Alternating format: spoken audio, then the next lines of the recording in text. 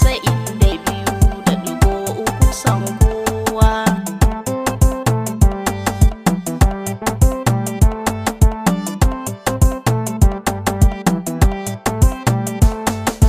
Allah na roƙa ya yalwata kirji na Rabbana salati ninka gun manzo na ka hada da sahabbai masoyan manzo na murna muke yi da muhasadashar kowa.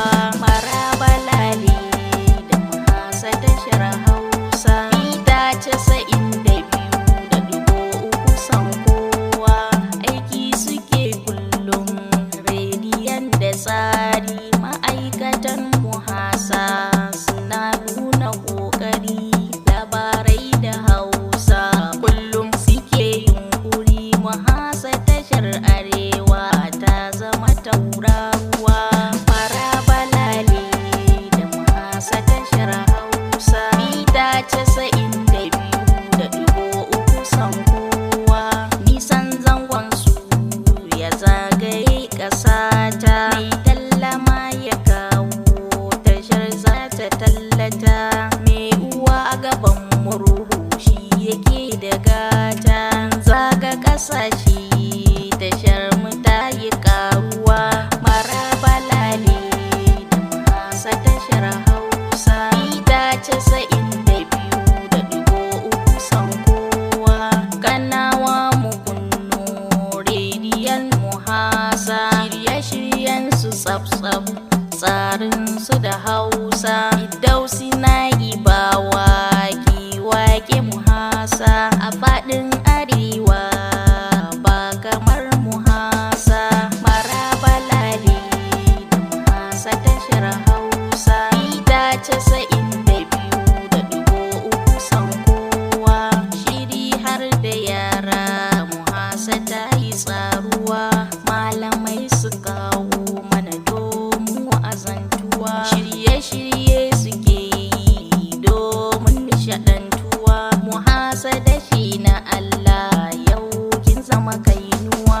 Maraba lale da muhasadashar Hausa mita 92.3 son kowa.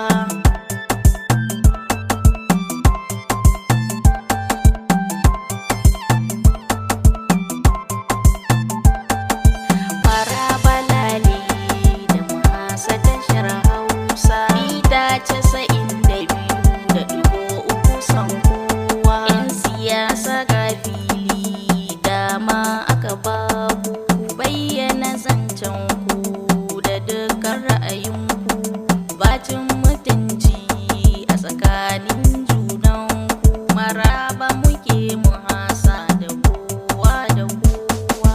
Maraba lale da muhasadashar Hausa mita 92.3 son kowa. Kayan aikin su suna da kyawu mun sani. Muhasadashar Hausa ta yi tsarin zamani. A nan kanan dabo birni muka yi sansani. Lunguna da sako muhasa ta yi karbuwa.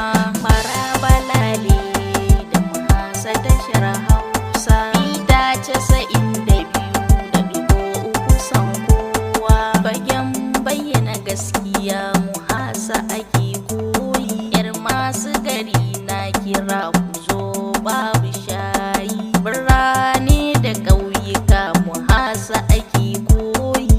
Lunguna da sako muhasa ta yi karbuwa. Maraba lale da muhasadashar Hausa mita 92.3 son kowa. Rediyo da TV muhasa ta zo gare mu. Farm Santa in kun zo a nan ne za ku ga mu.